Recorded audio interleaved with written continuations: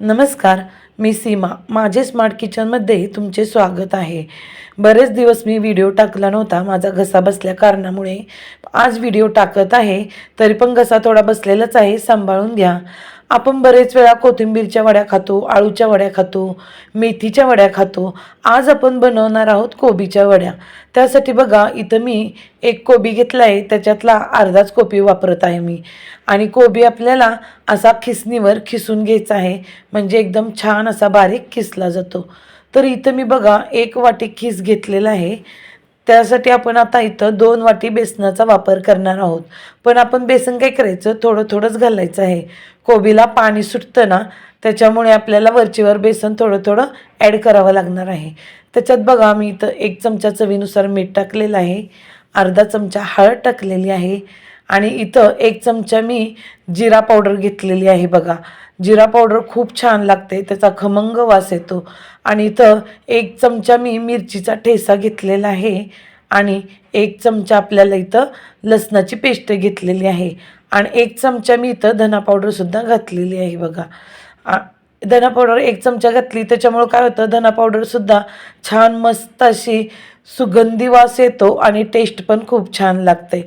आणि त्याच्यानंतर बघा, इथं थोडेसे मी 2 चमचे छोटे तीळ टाकलेले आहेत आणि इथं भरपूर अशी कोथिंबीर घेतलेली आहे. कोथिंबीर आपल्याला धुवून स्वच्छ घालायची आहे, कारण कोबीचा थोडासा उग्र वास येतो ना, त्याच्यामुळं कोथिंबीर जास्त प्रमाणात घातली का नाही की तो वास ॲडजस्ट होऊन जातो. आता आपण हे सगळं व्यवस्थित छान मळून घेऊया बघा. चांगलं व्यवस्थित मळून घ्यायचं आणि पीठ लागल तसं आपण वापरायचं आहे बघा. पीठ आपल्याला थोडं थोडंच घालायचं आहे. ह्याच्यात आपण तीळ घातलेले आहे. थंडीच्या दिवसात तीळ खाल्लेलं खूप छान असतं. थंडीच्या दिवसात तर हाडांसाठी तिळं खूप छान असतात. त्यासाठी आपण याच्यात तिळाचा पण वापर केला आहे. बघा, मी तुम्हाला सांगितलेलं आहे 2 वाटी बेसन पीठ घेतलं आहे, ते आपण थोडं थोडं ॲड करत आहोत बघा. आपल्याला जास्त पातळ पण ठेवायचं नाही हे बॅटर आणि जास्त घट्ट पण नाही बघा. असा व्यवस्थित छान त्याचा मुटका यायला पाहिजे, असा लांबसर आणि जाड पण यायला पाहिजे. तर बघा, अशा पद्धतीने आपल्याला बनवायचं आहे. त्याच्यामुळे जास्त घट्ट नाही आणि जास्त जाड नाही. आता इथं बघा, चाळणीला मी तेलाचा हात लावलेला आहे आणि पाणी कढईमध्ये मी आधीच गरम करायला ठेवलेलं होतं. आता आपण काय करायचं, हे असे रोल बनवायचे मस्त, थोडे जाड आणि थोडे लांब आणि असे चाळणीवर ठेवून द्यायचे आहेत बघा. मस्त छानपैकी असे वाफलून निघतात. आणि गॅसची आच आपल्याला मीडियमच ठेवायची आहे, जास्त फुल ठेवायचे नाही, नाहीतर हे रोल आतून कच्चे राहतील बघा.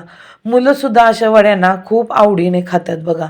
आता आपण हे 10 ते 15 मिनटासाठी झाकून ठेवायचे. 10 ते 15 मिनटं बिलकुल उघडायचं नाही बघा. 10 ते 15 मिनटानंतर आपण हे उघडले बघा. आता एकदम छान असे टणक रोल लागतात, म्हणजे छान वाफरलेले आहेत बघा. आता आपण हे थंड होऊन देऊया आणि मस्तपैकी छान बघा खमंग असा वास सुटलेला आहे आणि एकदम छान अशा वड्या लागतात. मुलंसुद्धा खूप आवडीने खातात, नाहीतर मुलं कोबी खात नसतात बघा. त्यांना कोणत्या ना कोणत्या प्रकारे अशा प्रकारे बनवून दिलं ना की ते आवडीनं खातात.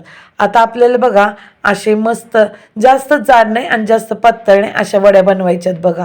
एकदम छान होतात, तुटत नाहीत, काही नाहीत आणि मस्तपैकी आपल्याला त्या शालो फ्राय करता येतात किंवा तळता येतात. इथं बघा काय करायचं आहे, तळायच्या आधी मी थोडंसं पाणी घेतलेलं आहे आणि त्याच्यात 2 ते 2.5 चमचे मी कॉर्नफ्लॉवर घातलेलं आहे आणि ते कॉर्नफ्लॉवरच्या सगळ्या गुठळ्या पण मोडून घ्यायच्या आहेत. आणि म्हणजे काय होतं, आपल्याला आता वड्या इथं फ्राय करायला टाकायच्या आहेत ना, तर त्या आधी आपल्याला कॉर्नफ्लॉवरच्या पाण्यात बुडवायच्यात. म्हणजे काय होतं, वड्या आपल्याला शॅलो फ्राय करताना किंवा तळताना त्याचे असे कणकण सुटले जात नाहीत तेलात आणि मस्त छान कुरकुरीत खमंग अशा होत्यात बघा. तर इथं मी शॅलो फ्राय करते, घसा बसलेला आहे त्याच्यामुळं. तुम्ही तळून घेतला तरीसुद्धा खूप छान खमंग होत्यात. आता गॅसच्याच आपण स्लो ते मीडियमच्या दरम्यान ठेवायची बघा आणि असं मस्तपैकी ह्या वड्या ह्याच्यात बुडवायच्या आणि नितळायचं त्याचं पाणी. नितळल्यानंतर टाकायचं, नाही तर काय होतं, कॉर्नफ्लॉवर असा तळून कडला आहे ना, त्याचे असे तुकडे तुकडे दिसतात बघा. असं नितळून पाणी आपण ह्याच्यात टाकायचं आणि मस्तपैकी मंद गॅसवर दोन्ही साईडनी एकदम छान असं खमंग कुरकुरीत वड्या आपल्याला शॅलो फ्राय करून घ्यायचे आहेत. तळूनसुद्धा खूप छान होतात बरं का, तुम्ही तळूनसुद्धा बनवा, खूप छान लागतात. इथं माझ्या घशामुळं मी शॅलो फ्राय करत आहे. आणि बघा सगळ्या वड्या अशा पसरून घ्यायच्या. बघा किती छान मस्त खमंग खुसखुशीत झालेलं आहे. आणि तुम्ही बघताय कडेला बिलकुल सुटलेलं नाही आहे, तेल बिलकुलसुद्धा खराब झालं नाही, कारण आपण कॉर्नफ्लॉवरच्या पाण्यात बुडवले त्याच्यामुळं. अशा वड्या तुम्ही आवडीने बनवून खा, खूप छान बनतात बघा आणि एकदम टेस्टी लागतात आणि खायलासुद्धा एकदम छान. रेसिपी आवडल्यास लाईक आणि सबस्क्राईब करा.